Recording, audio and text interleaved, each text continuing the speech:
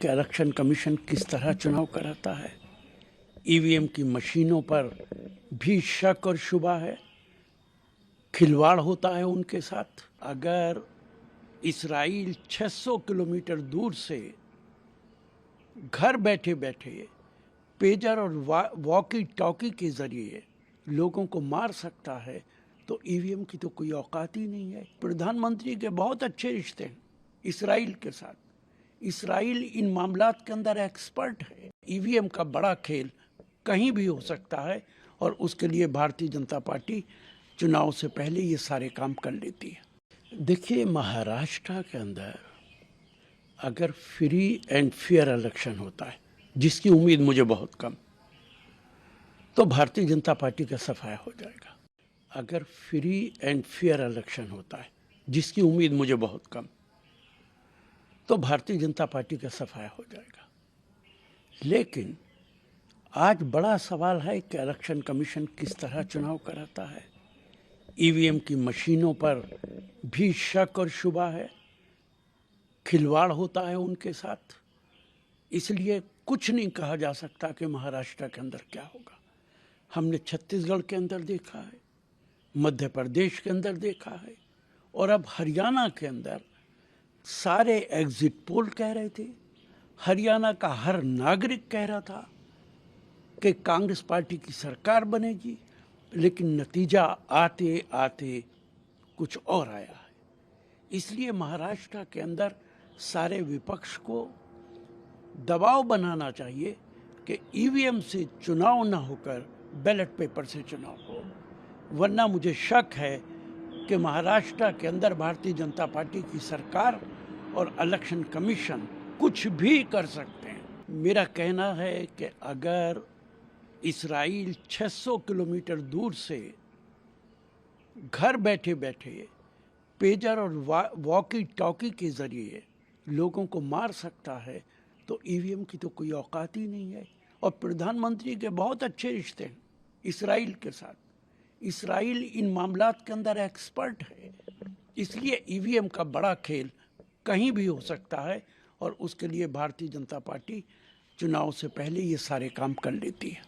देखिए, बहुत चिंता की बात है जब 6 डिप्लोमेट्स को भेजा जाता है, कोई भी कंट्री भेजता है, तो इसका पता चलता है कि उस कंट्री के साथ हमारे रिश्ते ठीक नहीं हैं।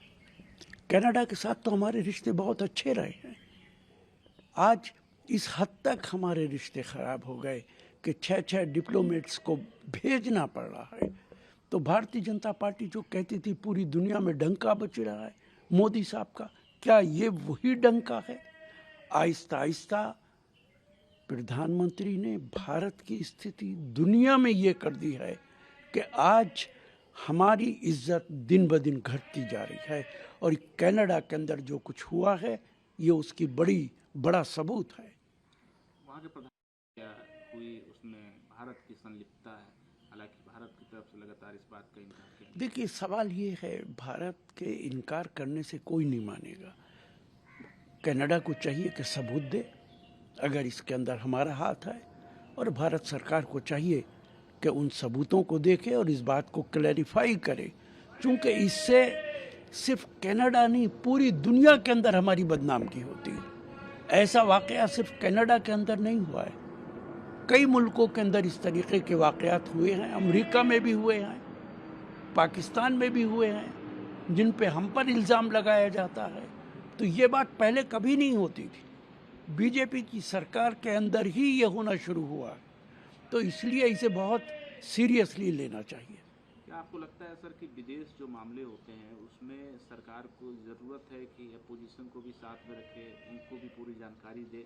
देखिए, विदेश में नहीं, भारत में भी आप जो कुछ कर रहे हैं, लोकतंत्र है, आप विपक्ष को एतमाद में लेना चाहिए, कॉन्फिडेंस में लेना चाहिए।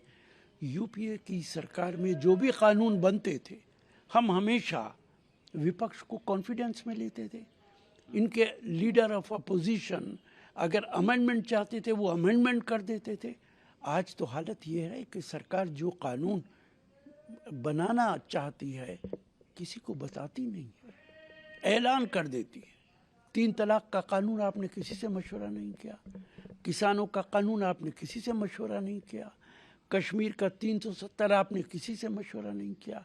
अब वक्फ चल रहा है, पहले ही कह रहे हैं अमित शाह कि हम विंटर सेशन के अंदर पास कर देंगे।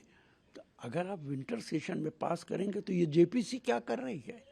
तो ये लोकतंत्र के परागचे उड़ा रहे हैं और ऐसा लगता है कि भारत के अंदर तानाशाही है। सर, मीटिंग के लिए आज से पाकिस्तान में रहेंगे, इस्लामाबाद में। तकरीबन 9 वर्षों के बाद भारत सरकार का कोई मंत्री पाकिस्तान। देखिए, एक तरफ ये सरकार कहती है कि पाकिस्तान से हम कोई बात नहीं करेंगे, और अब हमारी विदेश मंत्री मीटिंग में जा रहे हैं, तो क्या वहाँ ज़बानें बंद करके बैठेंगे? बात तो करनी पड़ेगी। आप ऐसा नहीं है कि पाकिस्तान में जाएंगे और पाकिस्तान से बात ही नहीं करेंगे, आंखें और कान बंद करके बैठ जाएंगे। एक तरफ आप कहते हैं हम पाकिस्तान से बात नहीं करेंगे, दूसरी तरफ हमारा विदेश मंत्री पाकिस्तान जा रहा है। भारत सरकार की जो फॉरेन पॉलिसी है वो भारत सरकार की ही समझ में नहीं आती है, और हमने अपने सारे पड़ोसियों को अपने खिलाफ कर रखा है। बांग्लादेश के अंदर क्या हुआ आपने देखा। पाकिस्तान हमारा दुश्मन है, चाइना हमारा दुश्मन है, नेपाल हमें पसंद नहीं करता, लंका हमारे खिलाफ है, म्यांमार ने हमारे फौजियों को भगा दिया। ये कौन सी फॉरेन पॉलिसी है? सर, कल अपोजिशन के तमाम जो सांसद हैं वो मीटिंग में पहुंचे थे पार्लियामेंट में। वफ़ कमेटी के तमाम जो सांसद हैं, एक बड़ा वहाँ पर चर्चा हुआ बीजेपी की तरफ से कि वफ़ की जो लैंड है वो खड़गे साहब को कर्नाटक में दे दी गई।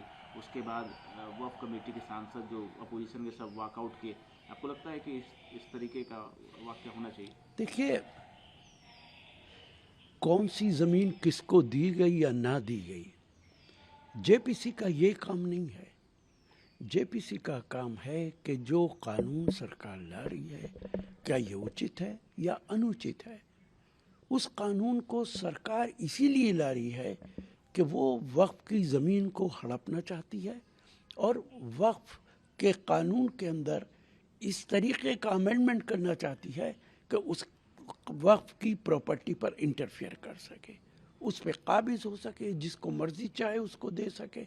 अभी तक तो वक्फ की बहुत सारी प्रॉपर्टी है जो हमारे फौज के पास भी है, भारत सरकार के पास भी है, बहुत सारे लोगों ने कब्जा रखी है, उसके अंदर बेईमानी भी हुई है, कहीं इसमें कोई शुबा नहीं है। लेकिन अमेंडमेंट करके तो आप वक्फ को ही ख़त्म कर देंगे। तो देखिए, अगर वो इस तरीके का बयान दे रहे हैं तो जब भी कोई गुंडा इस देश में किसी को धमकी दे तो उसे चाहिए कि वो जाके माफ़ी मांग लिया करे।